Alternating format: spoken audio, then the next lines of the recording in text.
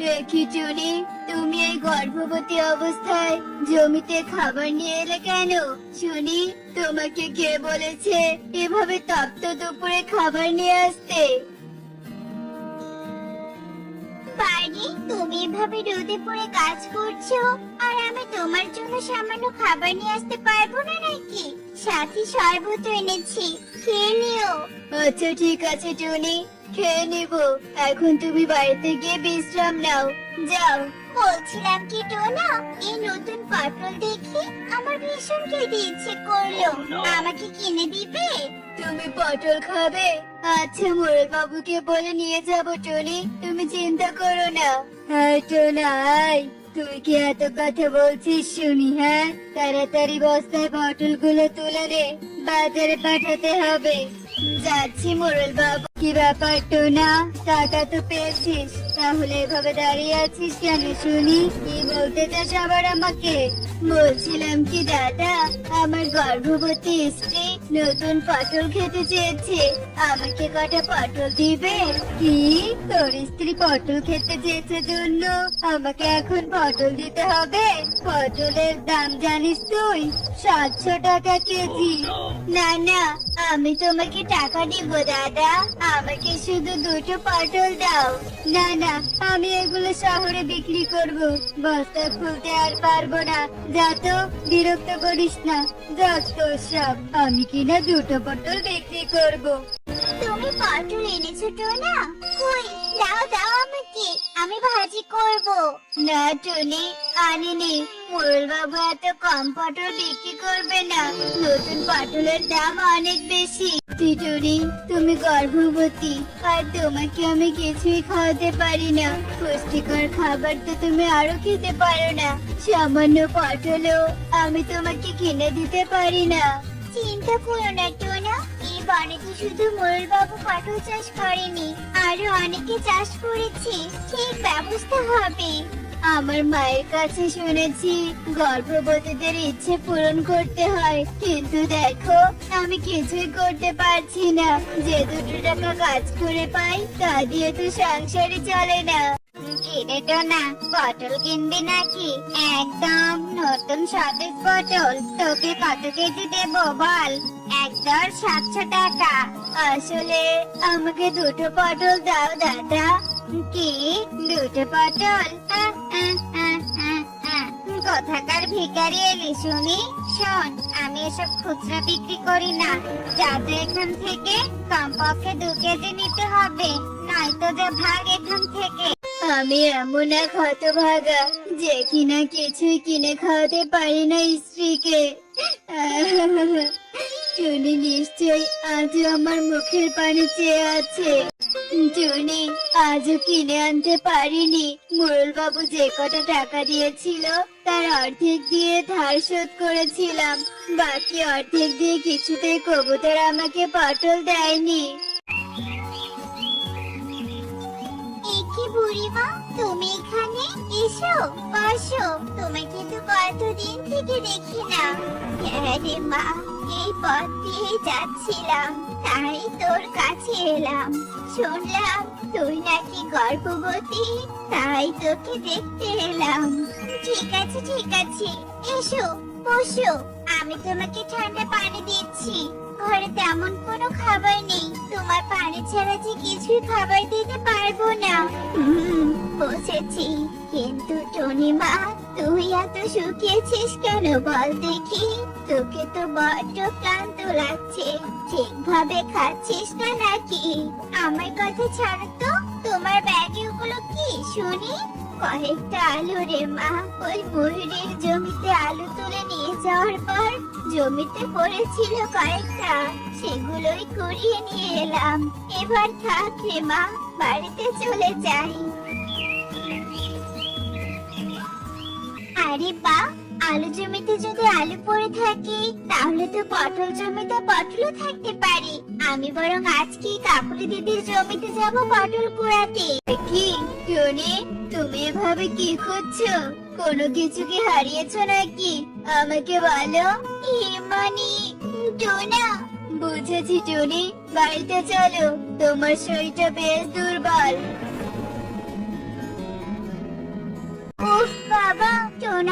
এখনো বাড়ি ফিরছে না কেন?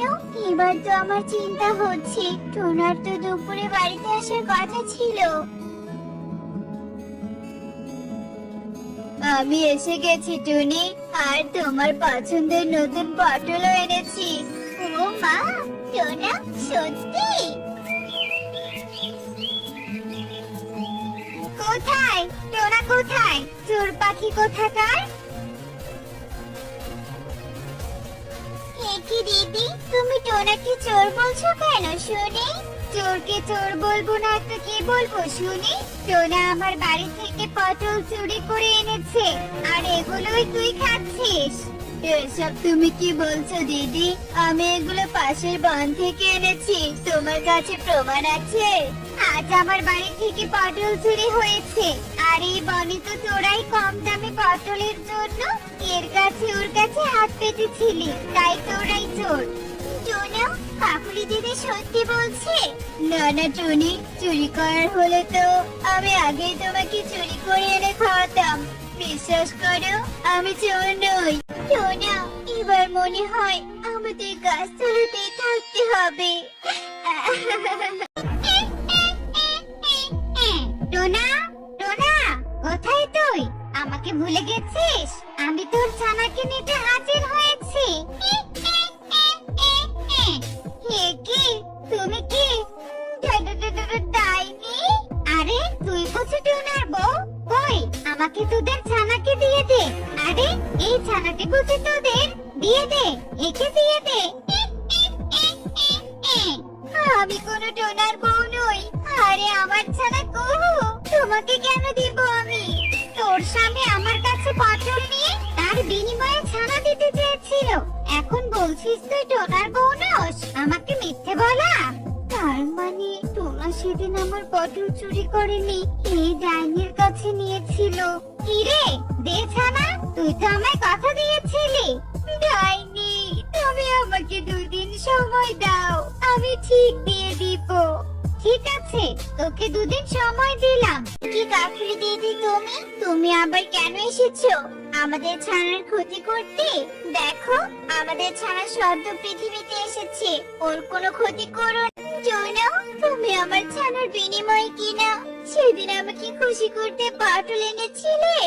আমাকে তুমি ক্ষমা করে দাও টুনি, আসলে তোমার কষ্ট দেখে আমারও কষ্ট হচ্ছিল, তাই আমার সাথে ডাইনির দেখা হলে আমি ডাইনির শর্ত মেনে নিয়েছিলাম, আর আমার বাড়ির ঠিকানা দিয়েছিলাম। ভেবেছিলাম ডাইনি হয়তো ভুলে যাবে।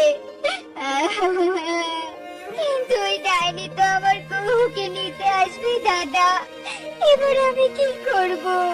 সেদিন তোমরা নির্দোষ ছিলে, আমি কিনা প্রমাণ ছাড়া তোমাদের ভুল বুঝে তোমাদের বাড়ি দখল করে নিয়েছি, আর তোমাদের গাছতলায় পাঠিয়েছি। ওই ডাইনি তো আবার আসবে।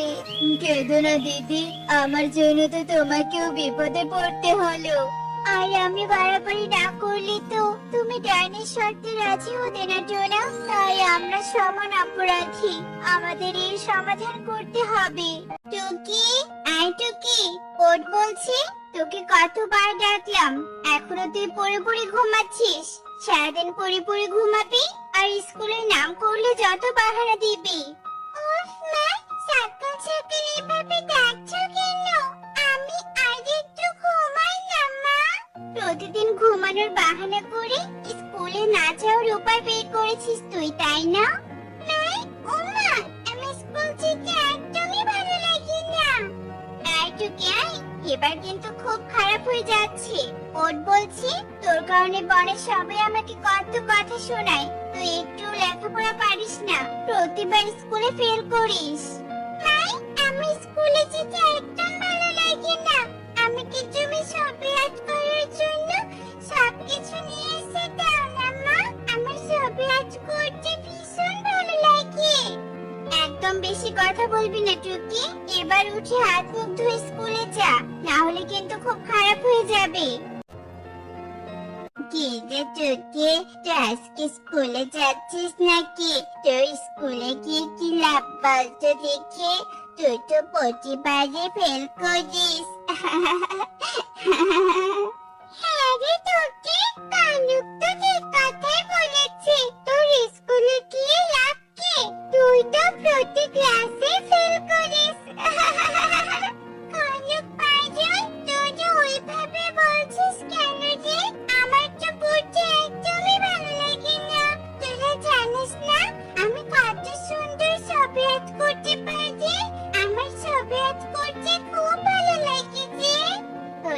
হয়েছে। জানি পড়াশোনা পড়াশোনা বলে আমাদের সামনে নাটক করছিস, প্রতি ক্লাসে ফেল করিস। আমরা তোর সাথে এখন বন্ধুত্ব করতে চাই না। এভাবে বলছিস কেন রে? আমি তো তোদের বন্ধু। না না, আমরা তোর সাথে বন্ধুত্ব করতে চাই না। যে একদমই পড়াশোনা করে না, আমরা তার সাথে বন্ধুত্ব করব না। এখনো চল তুই এখান। এটুকুই, তুই স্কুলে যাওয়া বাদ দিয়ে এখানে ছবি আঁক করছিস। তোর মা জানতে পারলে ভীষণ রাগ করবে। আমি স্কুলে যেতে একদম ভালো লাগে না, তাই আমি এখানে বসে থেকে ছবি আঁক করছি। সেকেরে চল, বাড়িতে চল। আচ্ছা ঠিক আছে, চলো তো। মা, ও মা, জানো টুকি এবার স্কুলের পরীক্ষায় ফেল করেছে। আমার তো মনে হয় এই তোকে কখনোই পরীক্ষায় পাস করতে পারবে না। কি গো সুখী দিদি, কাকুলি দিদি, তোমরা এভাবে আমার মেয়েটার সাথে কথা বলছো কেন? কি হয়েছে গো? টুনি, তোর মেয়ে আবার ফেল করেছে। তোর মেয়ে সত্যি স্কুলে পড়ার যোগ্য নয়। অযথা ওর পেছনে তুই টাকা খরচ করছিস কেন শুনি? হ্যাঁ রে টুনি, কাকুলি দিদি ঠিকই তো বলেছে। তোর মেয়ে সারাদিন বনে বনে ঘুরে বেড়াবে আর সারাদিন হাতের রং পেন্সিল নিয়ে আঁকাআঁকি করবে। তোর মেয়ের দ্বারা পড়াশোনা আর হবে না রে। মা টুকি, তুই আবার ফেল করেছিস? তোকে নিয়ে আমি কত স্বপ্ন দেখেছিলাম, আর তুই পড়াশোনা না করে আবার ফেল করেছিস। তোর কারণে আজ পরে সবাই আমাকে অপমান করছে। হয়েছে টুনি, এত ন্যাকা কান্না কাঁদিস না। এই কনক, তুই আজ থেকে টুকির সাথে খেলবি না। চল এখন বাড়িতে। আর যদি তুই ভালো করে পড়াশোনা করে ভালো রেজাল্ট করতি, তাহলে বনে কেউ আমাকে কিভাবে অপমান করতে পারতো না। তুই আমার সব মান সম্মান নষ্ট করে দিয়েছিস। চল বাড়িতে চল। তোতা দাদা, ও তোতা দাদা, বাড়িতে আছো? কি রে টুনি, তুই এই সাত সকালে আমার বাড়িতে কি করছিস? তোতা দাদা, তোমার কাছে একটা কাজে এসেছিলাম গো। কি কাজ বল শুনি। তোতা দাদা, আমার ঘরের অবস্থা খুব খারাপ। তুমি যদি আমার ঘরটা মেরামত করে দাও তাহলে খুব ভালো হয় গো। তা তোর কাছে ঘর মেরামত করার জন্য টাকা আছে তো? তোতা দাদা, আমি তোমাকে আস্তে আস্তে সব টাকা পরিশোধ করে দিব গো। না না টনি, এসব বাকি কাজ ফাঁকি, এসব আমি করতে পারবো না। যা তো এখান থেকে। যখন টাকা হবে তখন আসিস, আমি তখন তোর ঘর মেরামত করে দিব। এখন যা, বিদায় হ। হে সৃষ্টিকর্তা, এখন আমি কি করব? কিভাবে আমার ঘরটা ঠিক করব? কিছুই যে বুঝতে পারছি না। কুরল বাবু বাড়িতে কাজ করে যে কটা টাকা পাই, তা দিয়ে তো সংসারটা চালাই। এখন আমি কি করব? মা, ও মা, তুমি এভাবে কান্না করছো কেন? কি হয়েছে মা? মারে, ঘরটা যে ভেঙে গিয়েছে। কিভাবে এবার আমি আমার ঘরটা ঠিক করব? তোকে কত কষ্ট করে স্কুলে ভর্তি করালাম, কিন্তু তুই তো পড়াশোনা বাদ দিয়ে ছবি আর্ট করতে ব্যস্ত। এখন আমি কি করব? কিছুই বুঝতে পারছি না রে মা। তুমি চিন্তা করো না মা, দেখবে কোনো না কোনো একটা উপায় নিশ্চয়ই বের হবে। তুই আবার হাতে রং পেন্সিল নিয়ে কোথায় যাচ্ছিস বল তো? কতবার বলেছি একটু ভালো করে পড়াশোনা কর। আমি একটু নদীর ধারে যাচ্ছি মা, ওখানে গিয়ে একটা ছবি আর্ট করে চলে আসবো। তোকে নিয়ে আমি আর পারি না রে। তোর যেখানে মন চায় যা, তুই সেখানে যা। আরে বাহ, তুমি তো অনেক সুন্দর ছবি আর্ট করতে পারো। কে তুমি? আমি জলপরি। আমি তোমার ছবি আর্ট দেখে তোমার কাছে এলাম। তুমি আমাকে একটা ছবি আর্ট করে দিবে? আচ্ছা ঠিক আছে জলপরি, তুমি এখানে দাঁড়াও, আমি তোমায় এক্ষুনি একটা ছবি আর্ট করে দিচ্ছি। ও মা টুকি, তুমি এত সুন্দর ছবি আর্ট করতে পারো? সত্যি তোমার প্রতিভা দেখে আমি অবাক হয়ে যাচ্ছি। জানি জলপরি, আমার পড়াশোনা করতে একদম ভালো লাগে না, যার কারণে আমার মা আমাকে সবসময় বকাঝকা করে। আর আমি প্রতি ক্লাস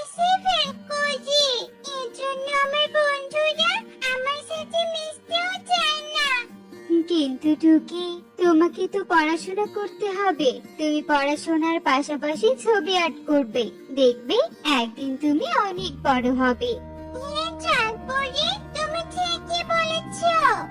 এবার তুমি বলো, আমাকে এত সুন্দর ছবি আর্ট করে দেওয়ার জন্য তুমি কি পুরস্কার নেবে? আমি কিছুই চাই না চাঁদ পরি, তবে আমাদের ঘরটা ভেঙে গিয়েছে, তাই মা খুব চিন্তিত। তুমি এমন কিছু করো যাতে আমরা ভালো করে থাকতে পারি। ও আচ্ছা, এই ব্যাপার। আচ্ছা ঠিক আছে, তবে তোমায় ভালো করে পড়াশোনা করতে হবে, তাহলেই আমি তোমাকে বাড়ি উপহার দিব। টুকি, তুমি আজ থেকে তোমার মাকে নিয়ে এই বাড়িতেই থাকবে, মন দিয়ে পড়াশোনা করবে। আচ্ছা ঠিক আছে চাঁদ পরি, তোমাকে অনেক ধন্যবাদ। আর হ্যাঁ, আমি অবশ্যই মন দিয়ে পড়াশোনা করব, তোমায় আমি কথা দিলাম। মা, আজ থেকে আমি পড়াশোনা করব। চাঁদ পরি বলেছে ভালো করে পড়াশোনা করে অনেক বড় হতে। মারি, তুই এতদিন পর বুঝতে পেরে। হ্যাঁ রে টনি, তোর মেয়ে তো এখন ভালোভাবে পড়াশোনা করছে, স্কুলে ফার্স্ট হয়েছে। তোর মেয়েকে নিয়ে আমরা কত বাজে বাজে কথা বলেছি, তুই আমাদেরকে ক্ষমা করে দিস টনি। হ্যাঁ রে টনি, আমরা আমাদের নিজেদের ভুলটা আজকে বুঝতে পারলাম। তোর মেয়ে আজ পড়াশোনা করে স্কুলে ফার্স্ট হয়েছে। সুখী দিদি, কাকুলি দিদি, তোমাদের জন্য আমি আমার মেয়েটাকে অনেক কথা শুনিয়েছি, আর আজ মেয়েটা আমার মুখ উজ্জ্বল করেছে। সত্যি সুখী দিদি, কাউকে নিয়ে কখনো অবহেলা করতে নেই। হ্যাঁ রে টনি, আজ আমি নিজের ভুলটা বুঝতে পেরেছি।